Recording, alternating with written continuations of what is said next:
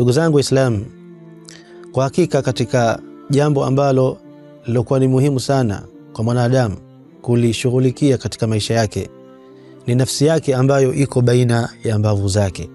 Imekuja katika athar, a'da aduwika nafsuka allati baina jambayka, adui yako aliyekuwa mbaya zaidi ni nafsi yako ambayo iko baina ya mbavu zako.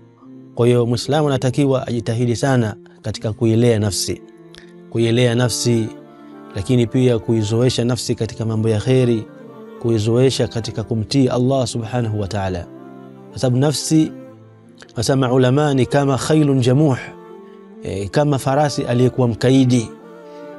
Kila wakati manake anakuwa anafanya ubishi mpaka umlazimishe ili azoee katika kufanya vile ambavyo unavyotaka wewe.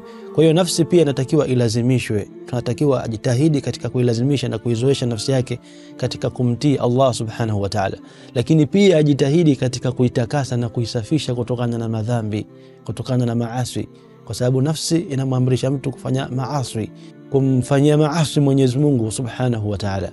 Nafsi inakuamrisha kufanya uzinifu, nafsi inakuamrisha kuua, nafsi inakuamrisha kudhulumu wengine, nafsi inakuamrisha kufanya mambo kadhaa wa kadhaa ambayo yanamchukiza Mwenyezi Mungu subhanahu wa ta'ala.